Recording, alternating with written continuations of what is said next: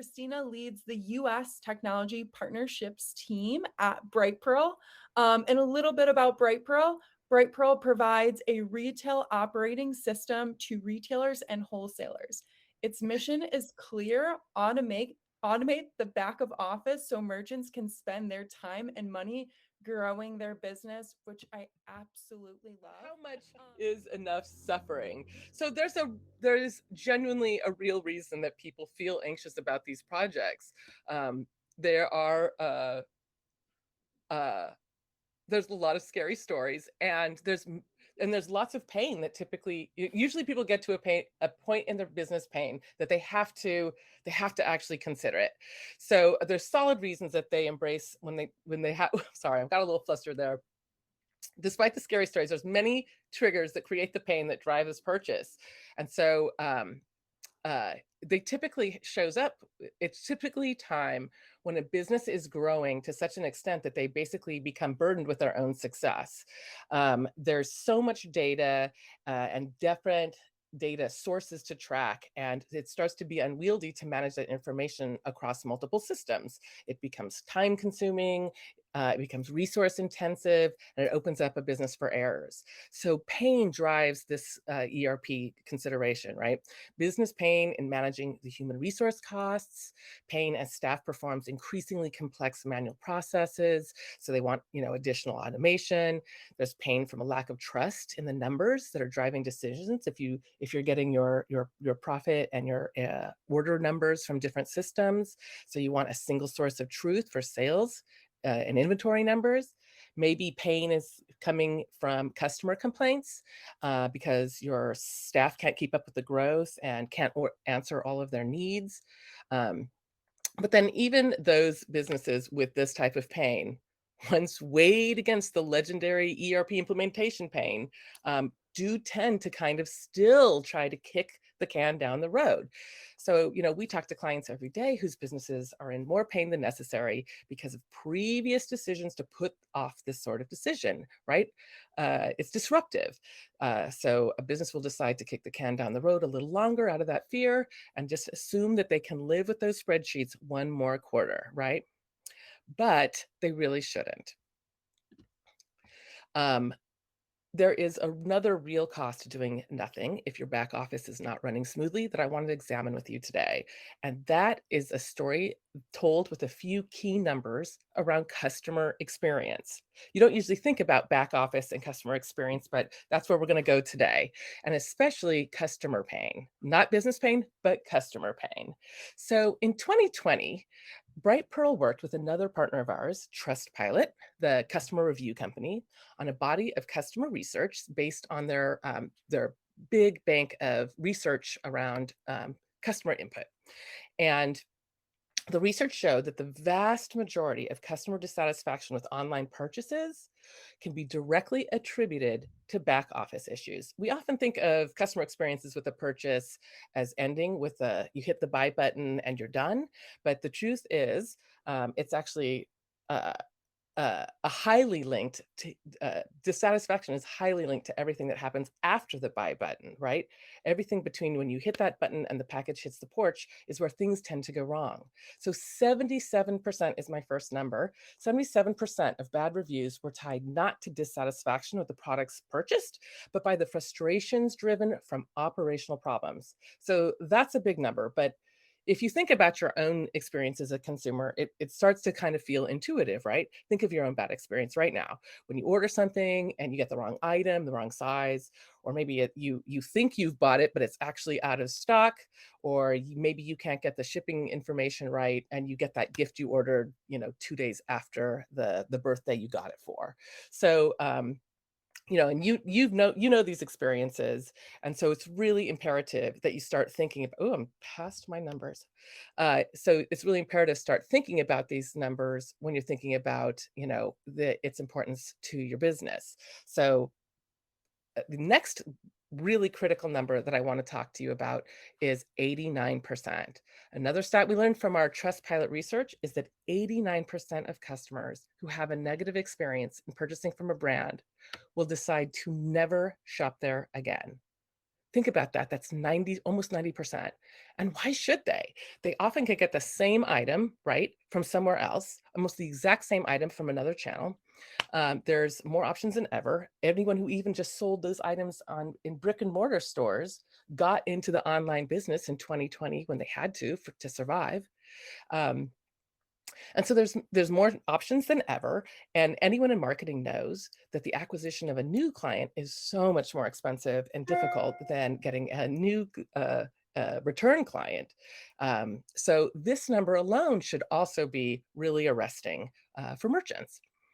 And more bad news. The worst news is that the cost of acquiring that new client, right? We've already established it's expensive, but it has actually doubled in only the last 5 years.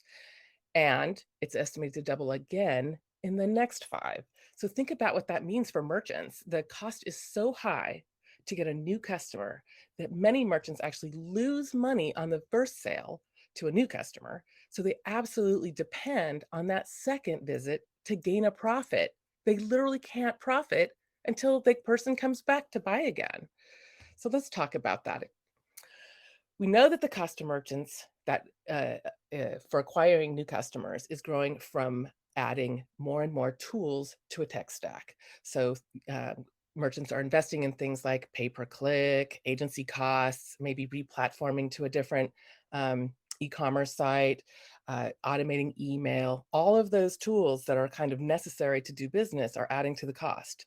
And if the doubling of customer acquisition costs means that merchants are almost always lose money on that first sale, it's really important to start thinking about the long-term value of each customer that you're acquiring, and particularly everything that you can do to ensure that subsequent sales happen. So the impact of this in our industry became really obvious from the impact of COVID, right? In 2020, there was a whole lot of brick and mortar businesses that jumped online for the first time to survive, and then who had to quickly figure out this customer experience thing. And often, in their haste to stand up an online store, they didn't always consider how to maintain a healthy customer experience. It's very different than having something in the back stock room. So orders were getting backed up. They were running out of inventory because they were struggling to figure out multi-channel, right? Maybe something was still offered on a site that it was no longer in a warehouse. The returns process was cumbersome and sometimes didn't really even exist. So customers were having bad experiences.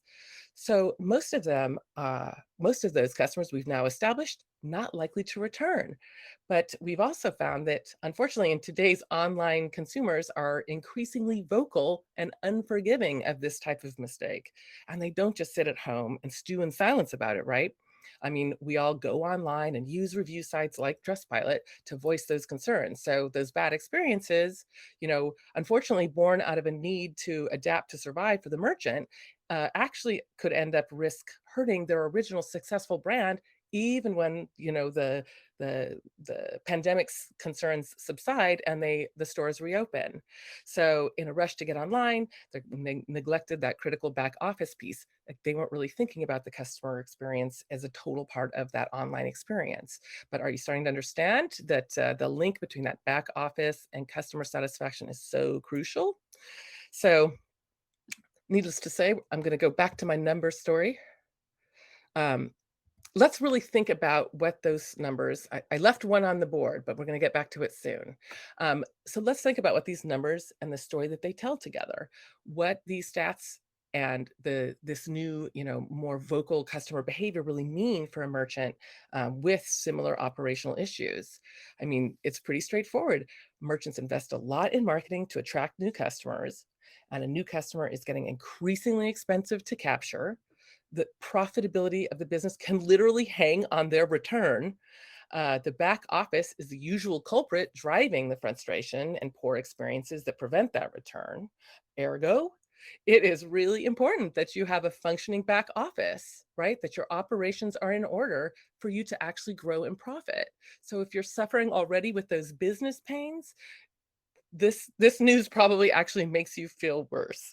But I'm bringing you low, but I actually have good news around the corner. But this is just to really explain to you that there's a cost to doing nothing, and it's often the easiest thing to do, but it's really imperative that you get a grip on it. But there is good news, as I said. So yes, it's unsettling to consider replacing the very backbone of your business, but when a merchant gets operations correctly, when they get an ERP or a smoothly running operation system, they not only have happier customers and less chance of having dissatisfied customers, but the right system can actually put you in a position for future growth. So it can help you add new stores, it can facilitate new product volume, and help support the growth of the business, and help you to do it quickly. And the last good news is from my final number, which is 15%. So again, our Trustpilot research showed that consumers agreed that they would pay up to 15% more for the same item with a brand that consistently provided good service. So it's the good news is that great service really does actually pay off financially. And so yet one more reason to help provide that provide that good service. So here's the my classic Charles Darwin quote, right? It's not the strongest, it's not the most intelligent, but it's the group that can adapt quickly that's going to survive. Um, but so again, try, it's time if you're feeling these pains, your customers are probably feeling these pains, and it's definitely time to start thinking about how to make a change. But maybe, just maybe, that delay is paid off for you because the software market has evolved as well. And there are new players that recognize that these old hurdles and barriers to addressing those concerns can happen without inflecting that traditional ERP implementation pain.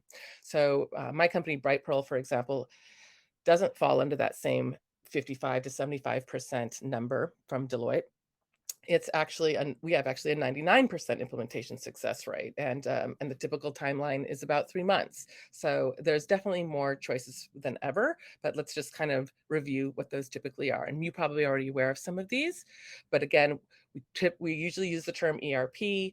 If you mean traditional ERP, that's typically used by enterprise level companies. You have a lot of leeway to customize that system. It's generally considered to be totally customizable, especially if you have complex internal processes and special data flow requests. So this is the design process, of course, that drives the fear of implementations. But if you want a custom approach or you need a custom approach, they have it. And then there's another valid uh, approach, which is a point solution approach. So the idea is you have a best of breed suite of products, each purpose built for the specific office function that you're looking for, accounting, inventory management, CRM, and those solutions are in your environment together. So you can kind of pick the pieces you like. But the drawback of this solution is that you can have conflicting data structures that impede reporting, and it's also sometimes hard to automate the systems between those point solutions. So it's not easy to automate, uh, and so you can sometimes suffer from having to have spreadsheets between the systems. So it can be a little manual. And the good news also is that there are now operational platforms like Brightpearl that specialize in your industry and centralize standard retail processes. They're configurable, but not fully customizable.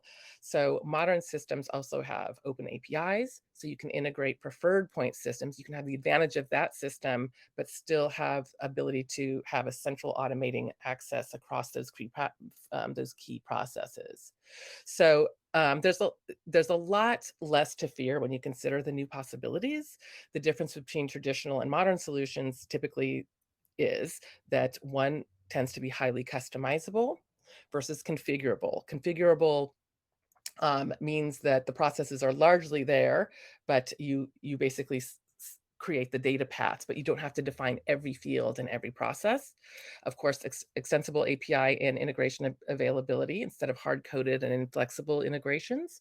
And the system tends to be more flexible in terms of not buying a core and adding on new modules, but the flexibility to actually add new technology. Which brings me to the how. So Hopefully, you've accepted all this news. You've accepted the critical nature of an effective back office on your customer satisfaction and your literal profitability, and you're hoping to move forward. You're ready to move forward. So, how can you embrace the project and minimize your risk? Um, I would say first search for tools that are built for your industry specifically. So the teams that you work with are focused on your needs. So if a solution's already designed for your industry, there'll be less time needed to set it up and less time explaining your business every step of the way. And right from sales to implementation to ongoing support and relationship with the organization. You're not going to call support and they have just gone off the phone with, a gym or an oil company if they're only retail focused. So Brightpearl is an example of an omni-channel retail platform, but there's other players that are focused on other industries. Like Katana is a manufacturing operations platform, for example. And then I think the other really key thing is to demand transparency. I mean, this is advice you hear in all sales, but it's particularly important in this type of transaction. Don't settle for a core functionality costs that won't actually meet your needs until you add in all those extra needed components that were not actually included in the original project scope or the original price. So make sure that all of your integration needs in particular are included to understand the real cost from the start. And also, consider what allows you to make the next upgrade or addition. The selling landscape can change really quickly. I mean, think about and I'm sure someone's probably talked about it at this conference today. Think about the rise of the social media platform purchases and influencers, or all the new competition that's jumped online in the last few years. If a new innovation shows up, are you going to be able to add any kind of new solution to your tech stack? Again, you want to stick to products that allow that with open APIs to keep you nimble, keep your organizational nimble. But mostly, you need to face your fear and get started. So I encourage you to act now. Don't kick the can down the road anymore. And if you'd like a copy of our joint research with Trustpilot, please feel free to reach out. And thanks for joining me. Awesome. Well, thank you so much, Christina. I know we are at time, but I did link Christina's booth where you can hop in and ask her some more questions. I will attest some of our top merchants use Brightpearl and just talk about how it has simplified their life and made everything a lot easier for them. So I highly recommend checking Brightpearl out and just want to again, thank you, Christina. And with that, we are going to hop into the next session.